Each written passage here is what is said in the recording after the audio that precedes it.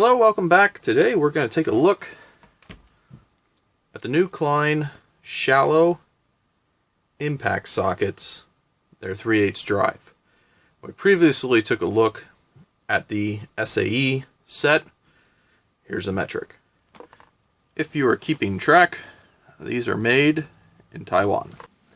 Alright, so we've got these dug out, and much like the SAE set, they're pretty nice. So, I know before we had a question about the hex driver, this here quarter hex to 3/8 drive square. Now this is available in other sets, and we're going to be taking a look at this in other video coming up, but this up until recently was not a common piece to have. You could get it in some of the Connect sets with the cases. The SAE set like this came with it, and now this set comes with it. Another thing that was talked about is people were wanting to see a metric version when we did the SAE set, and here we are, we have it. So what sizes do we have? We have 8, 10, 12, 13, 14, 15, 17, 18, and 19. Now I know there had been some auto techs in the past that commented they need that 16, so if you guys are looking at this for shallow impact sockets, that 16 is not in there for you guys. Also not quite going down and including that 7, which is a fairly common size as well on the small end. Let's dig some of these out and take a look at them. They do all have this color coding on them. So the 19 is brown. You can see here on the sides. 8 is yellow. Have the orange. All the standardized colors. These do take a little bit of work to get out the first few times because the rubber is holding them pretty well, which I like. That's something that I like an awful lot about these. I have had the SAE set in the work carry and I haven't lost any yet, so there's that at least. The carabiner thing here, this thing is not too bad. It hooks in here and just kind of hangs like so. It balances pretty well, and if these get banged around, it really doesn't mess anything up. As you can see, it took a little bit of force to push that in, so they are pretty well retained in here. Now I know some other guys that talked about the Makita version of these. They have like a rubberized holder for sockets, and those are really nice. This is kind of a different spin on that. Let's pop out the large one here, the 19, and take a look. You can see these sockets are pretty nice the way they're put together, just like the other ones we looked at. They have reliefs in the corner, which is nice to see, all the way around, so when you're impacting on the flat surface of the fastener, not on the corners. They even have reliefs in the corners of the square drive, which is also nice to see, to try and save on your anvil when you have this in the impact. And these do have the hole straight through, so if you're pinning these onto your impact anvil to make sure that they're not going to fall, they got the hole straight through, you're good to go. These are pretty nice and shallow. We were taking a look at the deep set earlier, and these are pretty nice. I think they're a good depth for a shallow socket. This is cut down pretty good. Let's see how far down. We'll do it in inches. Overall depth from the face of the socket is right around 3/4 of an inch. I don't know if that's gonna, no, that is not gonna be consistent. Looks like a few of the other larger sizes. Then we're gonna step down to near a 1/2 inch for these sizes. Yeah, so we have basically two depths 19, 18, 17 are all 3/4 deep. The rest of them are all about 1/2 inch deep. The OD of the socket has some meat to it, which I actually like to see. It's just around 1 1/8. You're just a little shy here. But on the 19, you're just around 1 1/8. Let's see, probably would have interest in the 10.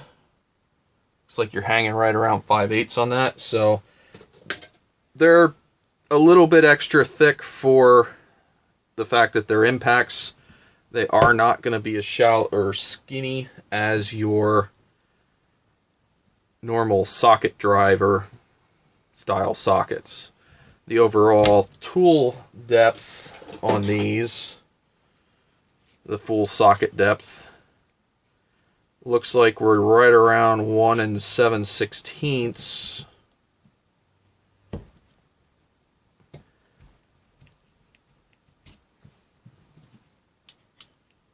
I'm sorry, we're kind of near that 1 3/8. I misspoke. You're kind of right around that 1 3/8 area on the overall size of these. Weight is something we like to talk about here on the channel. If I get this, how much extra weight am I going to be lugging around in my tool carry? And for this metric set, you are looking at 21.4 ounces. So it's got some weight to it, but it's not killer crazy heavy. Hardness is also something we like to take a look at, because if the thing is made too hard, it can be brittle. And if it's made too soft, you're going to damage the tool when you're on fasteners. So a lot of times I believe these impact tools are between a 55 and a 60. So let's see here. I'm definitely digging into scale here.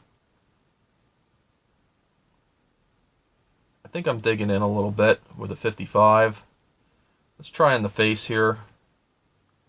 Yeah, we're skating on the inside, so they must have hardened the inside of it. There, we're digging in. So right between that 55 and 60. And we're definitely digging in there. So I would put these somewhere between a 55 and a 60 on the Rockwell hardness scale. Okay, how do these set on a powered ratchet or something of the like? And they should sit pretty well. While they come with the driver for the impact gun, you can also obviously use these on any powered ratchet that you might have. They'll go on no problem there. And if you have something a little bit newer, sit on there. Actually, you can see with this Milwaukee, the way the anvil is arranged, this does have a little bit of slop on it. It might be a little frustrating if you go to use it with something like that. This old Ingersoll Rand holds things a lot tighter, and this is kind of more based on your air tool style anvil.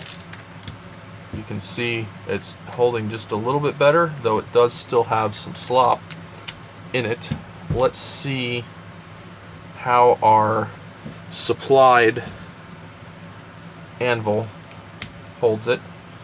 We actually have play much like the Milwaukee impact or powered ratchet.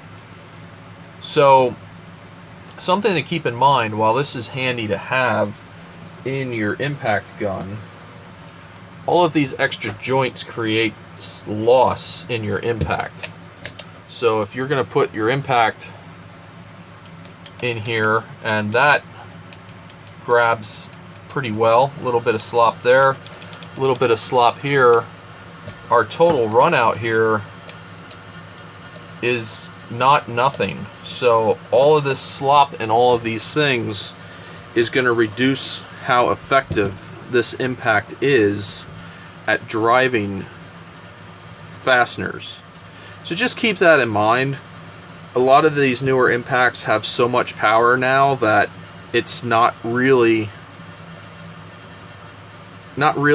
an impact on what you're doing, because the tools have a lot of power, and if you're just buzzing off fasteners that are sheet metal screws or something like that, none of this matters. If you're just taking covers off, or even if you're knocking some lugs loose or something like that in a panel, those things shouldn't be so krill or tight.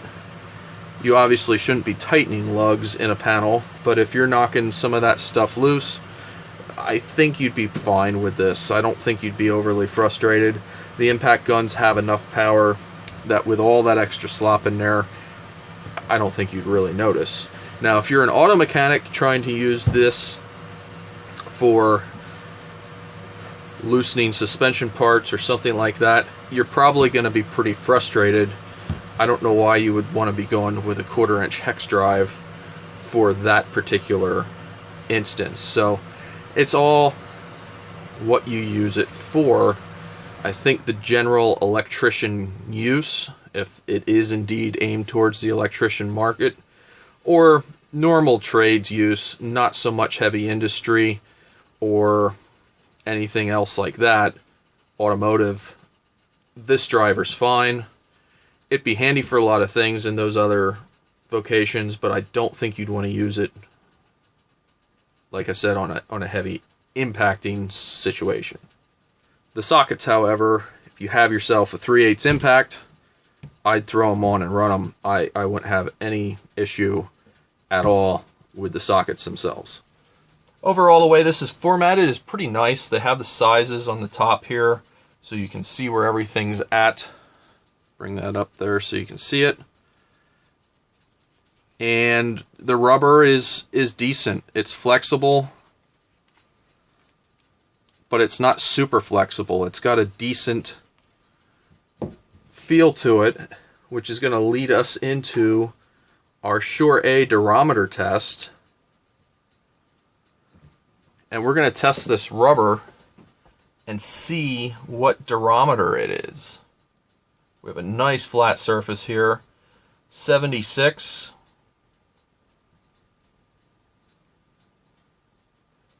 There's a void underneath of that spot.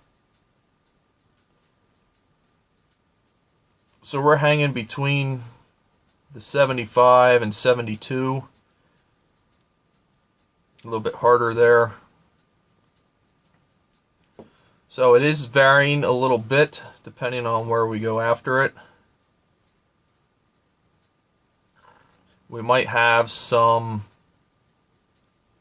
variations in it here and there, but I'd say 75 to 80 is what our durometer, Sure A durometer, is on this. Now, for comparison, for something that you might recognize the feel, your normal Milwaukee battery has a durometer of about 70, boy that didn't sit well, of about 74 to 75. So this is going to be very similar to the rubber on the bottom of a Milwaukee battery. Overall, I really like these. The SAE set has come in handy quite a few times in the work carry. It's easy to just grab it and take it. You have a bunch of sizes. You can hook it on something and have it hanging, just kind of ready to go. Everything stays contained. I have not had any issues with any of mine falling out. Let me know in the comments below if you have the SAE set and you've started to have problems with things coming out and getting lost. The way these have been for me, I haven't had anything fall out. I haven't obviously taken this one and put it into use yet, but the SAE set I have not had any issues with. That's something that I really want to know. If anybody in the comments had issues with sockets falling out, I'd like to share that with other people and give us a little bit of context on how long, if you cleaned the rubber with something to make it softer that maybe gave it a problem, hit it with brake clean or something like that. Let us know in the comments what you think about that and what experiences you've had with the SAE set. overall, I really like the packaging on this with some shallow sockets. It's just quick and easy to grab. So I think that's kind of a nice addition to throw in the work carry. Let me know what your thoughts are. There's a growing community of guys in comments that know an awful lot about stuff like this, and they're willing to share what they know, and I think that is great. So as always, thanks for watching. Have a great day.